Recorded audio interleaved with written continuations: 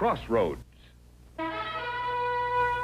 Each Crossroads story is based on the actual experiences of American clergymen, pastor, priest, or rabbi, the men who give inspiration and guidance to people at the crossroads of life. These dramatic stories are presented with the cooperation of our Board of Advisors, Captain Maurice M. Witherspoon, Father George B. Ford, and Dr. William F. Rosenblum.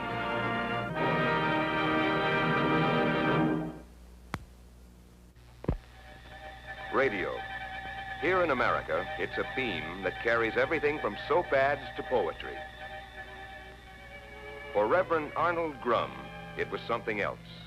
It was a lifeline that could carry his words of hope and faith into the ears and hearts of the lost. Good evening. Tonight I want to start with a story. It's a true story. It actually happened. But it's as melodramatic as any fiction. We live in a world of law and order. But a few blocks, a few steps away, there may be people who live in a terrible jungle of crime and violence. Not long ago, a girl listened to one of my programs. It was nearly the last program she ever did listen to. And so let's talk about trouble. Everyone on Earth has some. The difference is in degree and in the manner in which we face it. One thing is certain.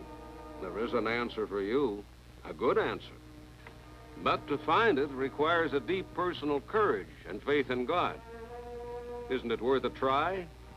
The time to help yourself is now, and there is always someone who can understand and help you. Don't be afraid to ask for the help you need. It's there, waiting for you. Reverend Arnold Grum will return to answer your letters in just 1 minute. Good night, Walt.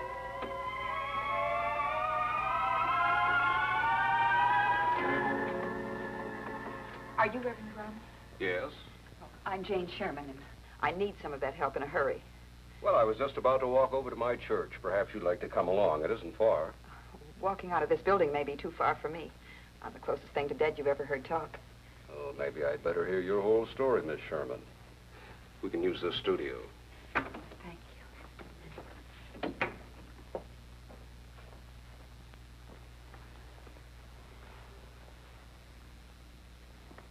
The story isn't a new one, Reverend Grum. Small-town girl goes to become an actress and a model. Girl goes broke. Girl ends up selling dancers for 10 cents. Well, your story doesn't stop there. Certainly doesn't. I've been working at Danceland about 6 months, trying to save money for a ticket home. But by now the shine was wearing off of living.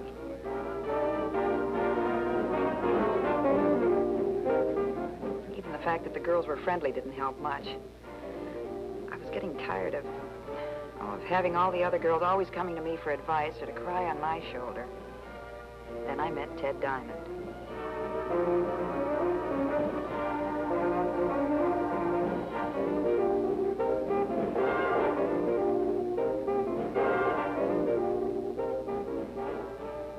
He was smooth and he talked money, but my feet hurt, so I listened to him. The next part was a dream, full of new clothes, furs, and a new address on Park Place. Ted was mine, and there wasn't a single string to it. Not until the night he took me to his private gambling club.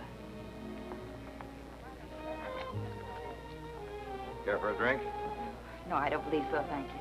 Want to try your luck? Oh, this is Mr. Stone, Mr. Bannister, Jane Sherman. How do you do? How do you do? Play's a little light. It'll pick up. Allison's on the mark for 18 G's. Settle for half and cut him off. He's going to make trouble. That's your department.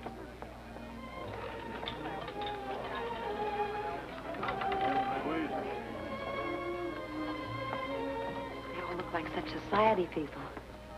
What's more, they're all rich. They won't be very long if they keep this gambling, huh? Bother you? A little. Shoes are killing me.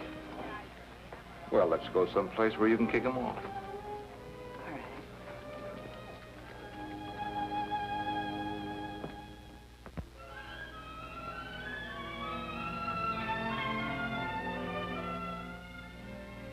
know, that's too much money for anything honest. Sure, gambling's illegal. But people are going to keep on doing it no matter how many laws say no. And what's the difference whether you gamble in a casino in Nevada or some private club set up in an apartment or a hotel? I'd say about 10 years. Now, with my protection, I pay out a lot of money for it every week. What would you pay me for? For your beauty, because you know how to handle other girls. They like you and trust you. How do you know that? Research. See, I didn't pick you out of that dance hall by accident. So I see. Pays big, Jane. How? Well, first you learn to act as hostess, and then you learn to shill the rich boys into visiting the club. Then you learn to shill in their business deals. Then what?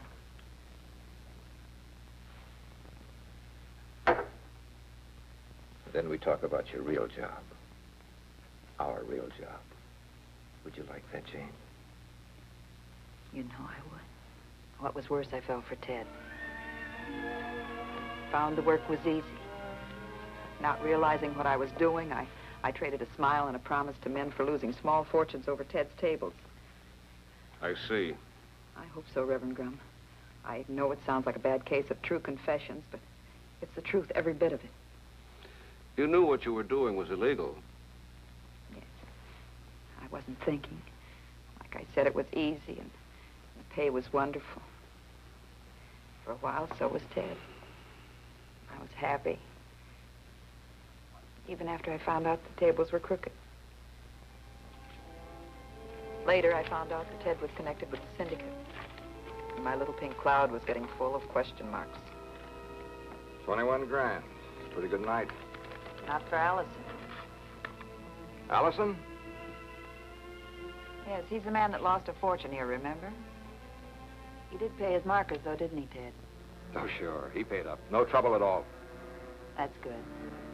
It'd be pretty hard to get money from a man with a bullet in his head.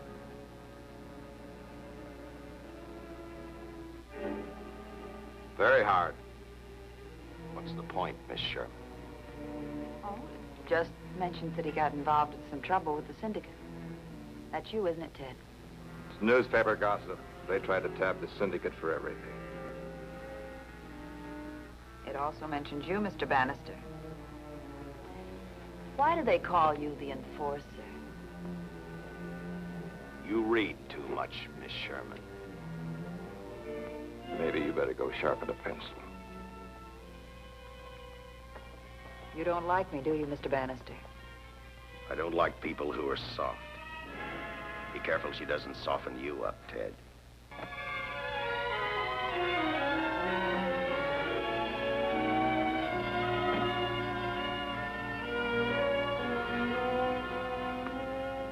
"61 cities we operate in.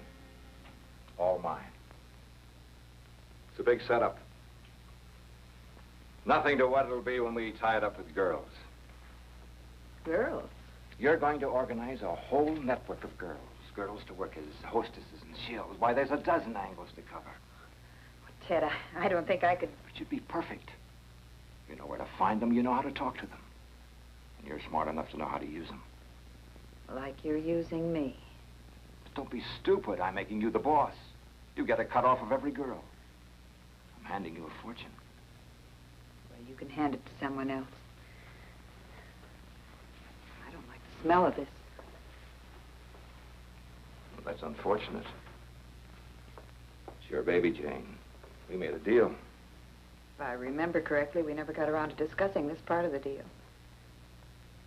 Now I see why. Well, make me see. Make me see why I picked you out of that dance hall. Do you think I spent all this dough and all my time teaching you the racket just for fun? Sorry, Ted. I thought maybe you felt the same way I did. Well, what is that supposed to mean?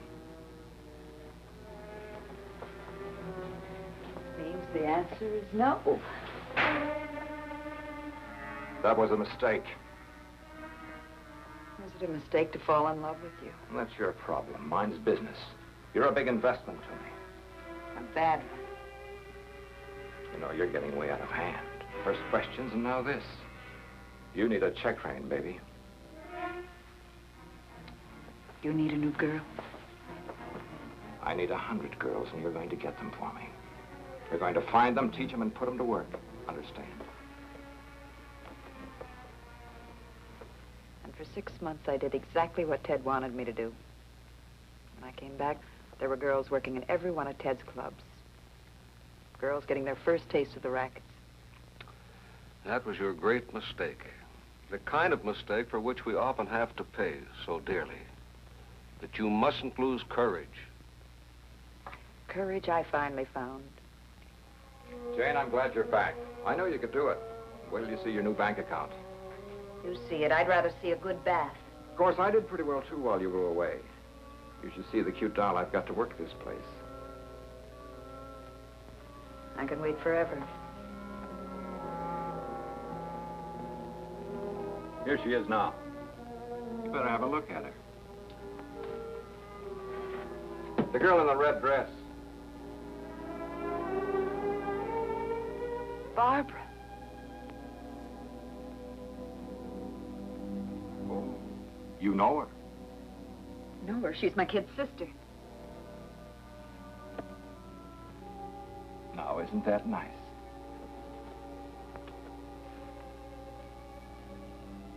You knew this, Ted.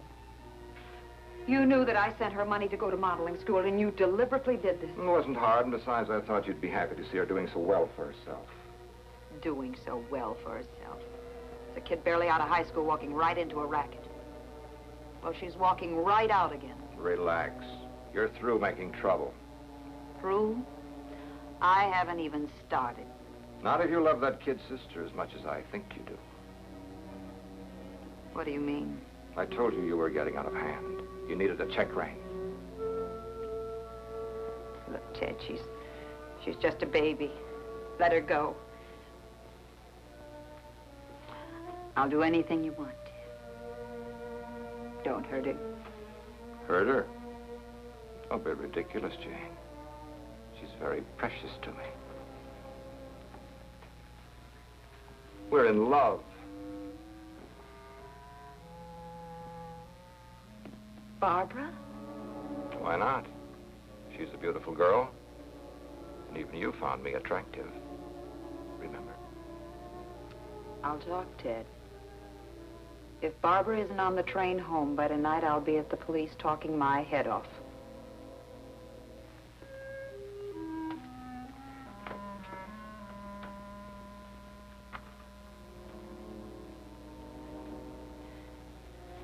No, I didn't mean that. Of course you did, sweetheart. Ted, I'm a little upset. I know. I'm upset, too.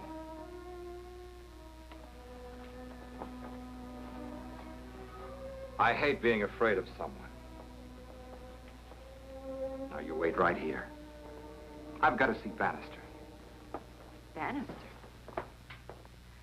So I started running. Bannister was always behind me. In a bar or in a cafe. Whenever I turned around, he was there, staring at me. Not mad, not with hate, just that blank, empty stare. Why didn't you get to the police? I couldn't. I didn't dare go see Barbara. I did call her. What did she say? She laughed at me. She thought I was making it up because I was jealous of Ted. So there's nothing I can do except wait for Bannister. I know it sounds crazy and melodramatic, but it's true. I swear to God it's true. Then we have work to do. Work? We're going to see that certain party. But we can't. We can and we will. It's settled.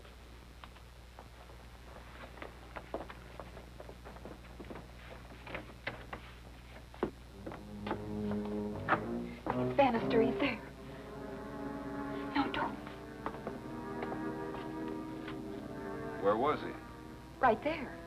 I saw him. He was standing right there staring at me. I saw him. I swear it. I believe you. Grum. Reverend Grum. Oh, yeah, he has some two-bit radio program. Funny. I never figured on Jane going to a preacher for help. You better drop in on her. I'm sure you have a lot to talk about.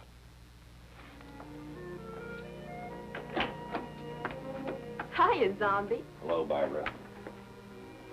You didn't knock. Knocking's for strangers. You don't have any secrets from me, do you, Ted?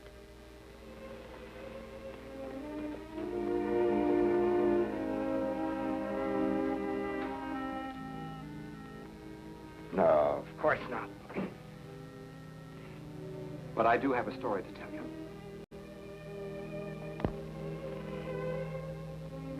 Better say a prayer or something. I'm scared. I'm scared, too. And I've been praying ever since we left the radio station. Hi, sis. Come in. I've been expecting you. Hello, Barbara. Excuse the mess. The maid hasn't been up yet. You must be the Reverend Grum. That's right. I'd almost forgotten how clever Ted can be. That's your trouble, Jane. You never appreciated Ted. But you do, I know how smart he is. Look how he figured you coming here. He must be psychic as well, or did he tell you how he happened to know it? Ted has ways of knowing most everything. Would you like to know one of those ways? Would you care to hear how a killer trailed your sister to my studio? Killer? You should have made up a better story, sis. There was a killer that followed me. It was Bannister. Bannister? Oh, that's the funniest thing I ever heard. Bannister, that meek little bookkeeper, a killer. Why do you think they call him the enforcer? Don't you ever read the papers? I don't care about newspaper gossip. Do you care about your sister's life, Barbara? You keep out of this, Mr. Preacher. You've been taken in by a lot of lies. They're not lies. They were. You think I don't know the truth? You've been taken, mister. Taken good. She was Ted's girl. And now she's trying to get him back. Back? You thought because you were my sister that you could tell me a lot of stuff about Ted. And then I'd run home and hide under the bed. Well, it isn't true. Sit down, It didn't Barbara. work. What? I said sit down. Now, you're going to listen to me. I won't. Why, are you afraid? Afraid? Of you? No, the truth. Your sister's risking her life trying to save you.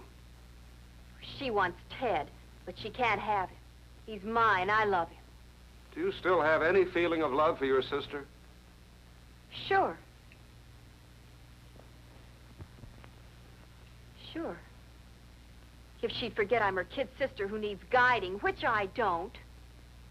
Has she ever lied to you before? Well, she's jealous of... Have I ever lied to you? No. Do you think I would lie to you? I don't know you so well, do I?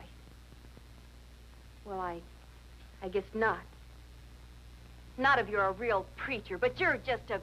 You think I'm a sucker. in spades. All right, how's your courage, Barbara? Do you have enough faith in Ted Diamond to gamble on it? Now what are you getting at? Just that. Do you have enough faith to risk being wrong? I'm not wrong. Prove it. How? You just show me, mister, and I'll prove it. You can't bluff me. All right. We're going to Ted Diamond's office. I want you to wait out in the hall. I'll leave the door open a little bit so you can hear the conversation. And if what you hear doesn't convince you that we're telling the truth, we won't bother you anymore. We'll leave you alone. Fair enough. You stay here, Jane. You'd only complicate matters. Let's get it over.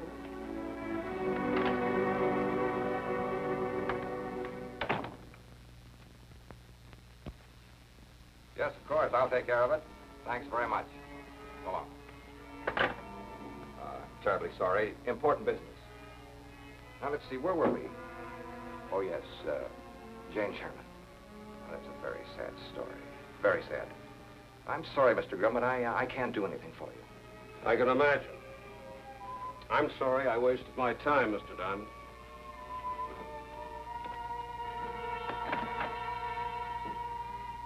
No. I won't let it slide by this easy.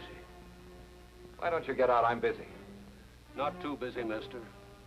You're just a small-time hoodlum all blown up. But when Jane Sherman testifies, you'll be right back to rat size. Now stop acting and get out. I must be pretty good. You're scared. Scared? of Jane Sherman's testimony? We've taken care of her long ago. She's safe and sound, waiting at her sister. At her sister's apartment? Thank you. Then she's waited long enough. The Bannister. If you hear Jane Sherman testify, you're a medium as well as a preacher. In about 10 minutes, you'll be through talking in this life. Hello, Bannister? Barbara's apartment. No! You wouldn't dare! Wouldn't I? Barbara!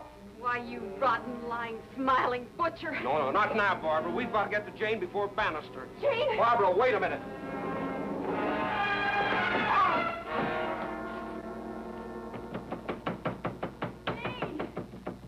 Jane, open the door. Jane, are you all right? It's all right, Barbara. What happened? I heard him come in the back door, so I hid behind the curtain. You hit him with a bottle? Will he live? I'm afraid so.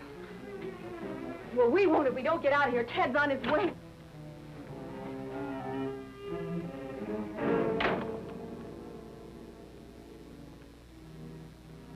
I see Bannister failed. You get out of here. Ted! Shut up. I'll take care of her later. First, I'm going to finish Bannister's work. No, Ted, no! Ted, no! No! Ted, stop right there. Barbara. Come on, give me that gun. You know you're not going to use it? Come on, Barbara. Give it to me. Give it. Don't think that was a mistake. I can do better. Barbara, for heaven's sakes, don't. Why? He was going to kill you. Then I'd have been next, wouldn't I, Ted? No, Barbara. Wait. You can't. I won't let you. Let me. You forget that I'm your kid sister. I'm all grown up now. Ted helped me grow up, didn't he? You helped me grow up the hard way, didn't you, Ted?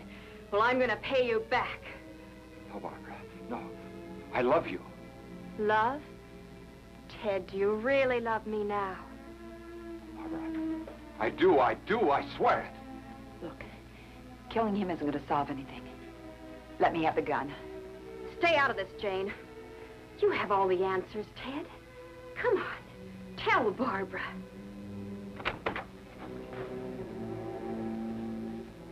For the love of heaven, Barbara, don't. Stay back. I don't want to hurt you. Why not? Murder's murder. Is this the thanks your sister gets for trying to save your life, and now you want to kill? Reverend, you can stop her. He really isn't worth it, is he, Barbara? No. I can't even hate him. He just makes me sick. I couldn't do it anyway. I never did shoot one of these things before. Barbie. Oh, Jane, I didn't mean all those terrible things I said. It's all right, baby. It's all right. One of you girls better call the police. Tell them to come quickly. I'm afraid of these things, too. And that's the story. Stranger than fiction. The truth that running away from trouble never helps. We must face it. And we must be willing to ask for help. And above all, to have faith. Faith to give us the strength we need to win. Thank you.